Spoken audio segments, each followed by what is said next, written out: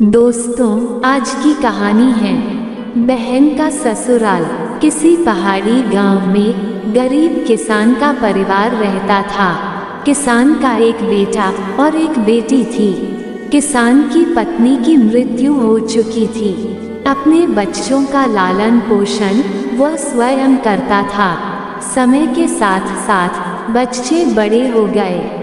बेटी बड़ी थी तो उसके विवाह की चिंता सताने लगी। उसने पाई जोड़कर जैसे तैसे उसका विवाह कर दिया। 1-2 साल बाद किसान बीमार रहने लगा और एक दिन उसकी मृत्यु हो गई। अब उसका बेटा अनाथ हो गया। उसकी दीदी को भाई की चिंता सताने लगी। उसका ससुराल भी ज्यादा संपन्न नहीं था, तो उसे इस बारे में अपने पति और सास ससुर से बात करने में संकोच होने लगा। परंतु भाई की चिंता में हिम्मत करके भाई को ससुराल में रखने की बात सास ससुर से की। सास ससुर ने बात मान तो ली, परंतु कुछ शर्तों के साथ। ये शर्तें थी, उसके भाई को भोजन में भूसे की रोटी और बिच्छू का साग मिलेगा। बिच्छू एक तरह का पहाड़ी घास होता है जो खाना बनाने के काम आता है। उसके भाई को चक्की के ओट में सोना पड़ेगा। उसके भाई को पशुओं को चराने के लिए जाना पड़ेगा। बहन को ये सारी बातें बिल्कुल भी अच्छी नहीं लगी, परंतु भाई प्रेम और उसके अकेले रहने की चिंता में उसने ये सारी शर्तें मान ली। भाई ने भी परिस्थिति को देखकर मन न होते हुए भी ये शर्तें मान ली। अब भाई अपनी बहन के ससुराल में रहने लगा। धीरे धीरे भाई उस परिवार में घुल मिल गया।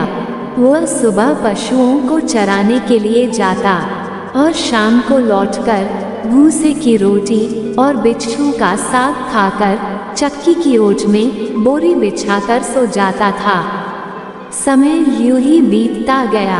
एक दिन जब पशुओं को चराने के लिए जंगल गया तो वहां उसे एक व्यक्ति मिला। उस व्यक्ति ने उस भाई को साथ चलने को कहा। पहले तो उसके भाई ने साफ मना कर दिया, परंतु जब उस व्यक्ति ने अच्छा काम और अच्छा पैसों का लोभ दिखाया तो वह सोचने लगा, बहन के घर में बोझ बनने से अच्छा है कि कहीं और काम करके धन कमाया जाए। उसने साथ चलने की हामी भर दी।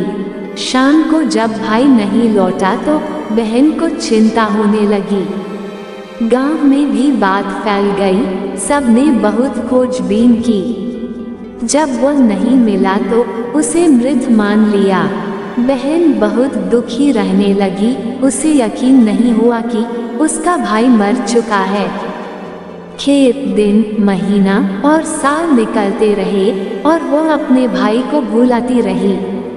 परंतु तीज त्योहार पर जब आसा पड़ोस की बहनें अपने भाई से मिलने जाती या किसी के भाई उनसे मिलने आते तो वह अपने भाई को याद करके बहुत आंसू बहाती रहती। इस तरह समय गुजरता रहा और एक दिन उसके भाई का संदेश मिला तो वह फूली नहीं समाई।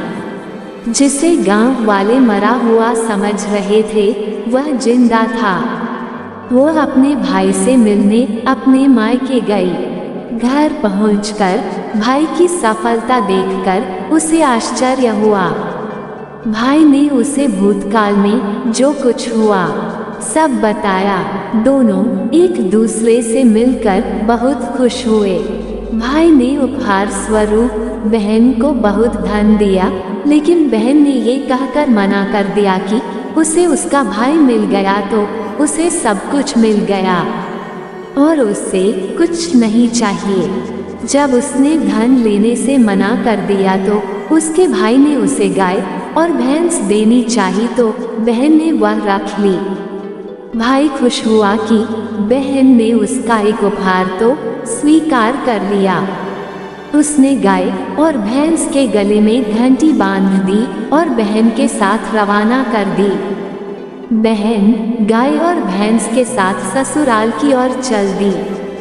सुनसान रास्ते में घंटी का स्वर बहन को अच्छा लग रहा था। उसे लगा जैसे घंटी से आवाज आ रही हो कि भूसे की रोटी और बिच्छू का साग खाएगा। हाँ दीदी, चक्की की ओट में सोएगा। हाँ दीदी, झाड़ू की मार खाएगा। हाँ दीदी, हाँ घंटी मानो यही बातें बोल रही हो। ये सोचकर वह जोर जोर से हंस पड़ी। तो दोस्तों, उम्मीद है आपको ये कहानी अच्छी लगी होगी। अगर अच्छी लगी हो तो लाइक जरूर करें। धन्यवाद।